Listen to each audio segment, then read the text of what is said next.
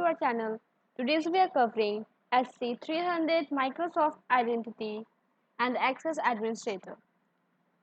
To find the complete list of questions and answers, please go to the playlist link provided in the description. If you like this content, please like and subscribe to our channel. Now today's questions are: you have a Microsoft Exchange organization that uses an SMTP address space of contoso.com. Several users use their contoso.com email address for self-service sign-up to Azure Active Directory. You gain global administrator privilege to Azure AD tenant that contains the self-signed users. You need to prevent the users from creating user accounts in the contoso.com Azure AD tenant for self-service sign up to Microsoft 365 services. Which PowerShell seek and delete should you run? Option A, set MSLO company settings. Option B, set MS-OL domain federation setting. Option C, update MS-OL federation domain. And option D, set MS-OL domain. And the correct answer is option A. Next question is, you have a Microsoft 365 tenant that uses the domain name fambricam.com. The guest invite settings for Azure Active Directory are configured as shown in the exhibit. You can go through these pictures.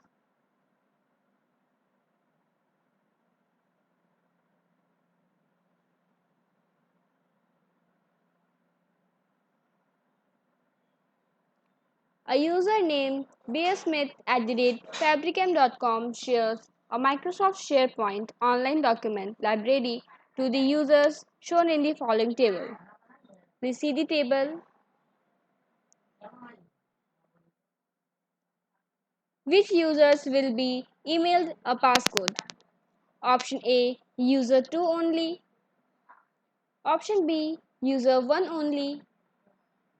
Option C, user 1 and user 2 only. And option D, user 1, user 2 and user 3. And the correct answer is option A.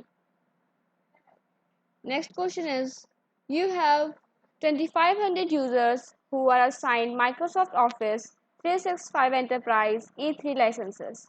The licenses are assigned to individual users. From the groups displayed in the Azure Activity Directory Admin Center, you assign Microsoft 365 Enterprise E5 licenses to the users.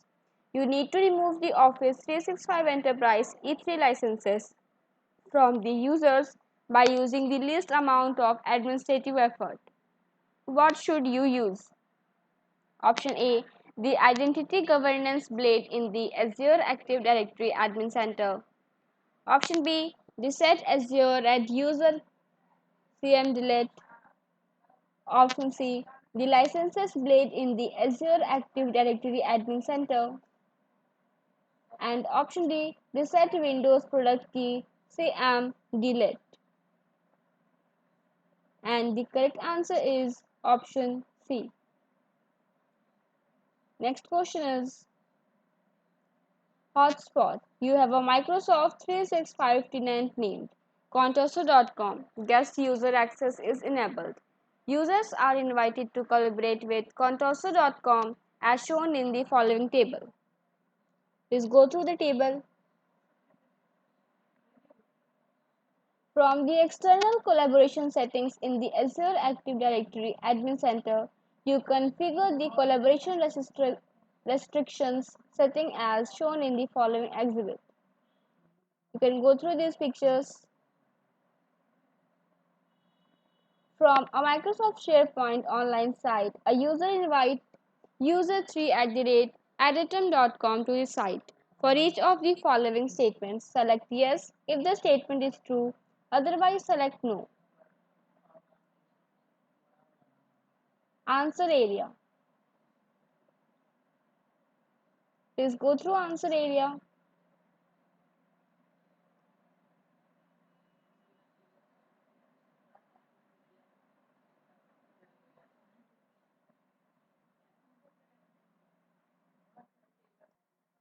And the correct answer is user 1 can accept the invitation and gain access to the enterprise application.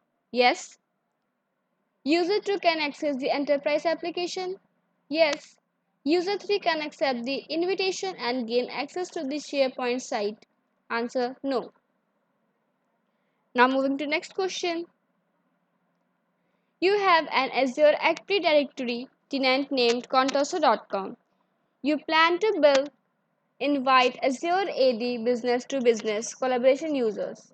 Which two parameters must you include when you create the bulk invite?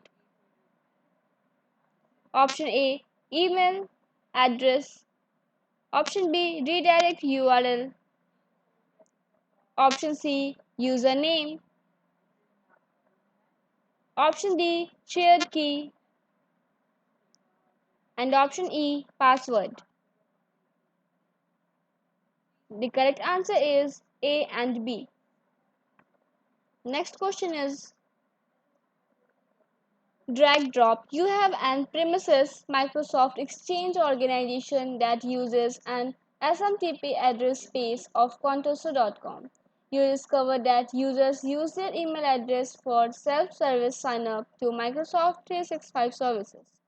You need to gain global administrator privilege to the Azure Active Directory tenant that contains the self-signed users. Which four actions should you perform in sequence?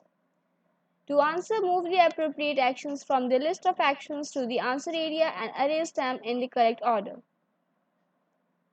Select and place. Let's go through actions.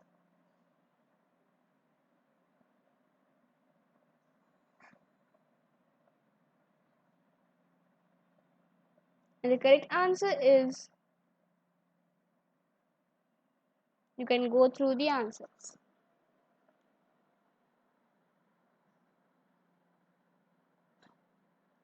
Next question is, you have an Azure Active Directory tenant that contains a username, user1 and the group shown in the following table. You can go through this table. In the tenant, you create the group shown in the following table. You can go through this table. Which member can you add to group A and group B? Just go through answer area.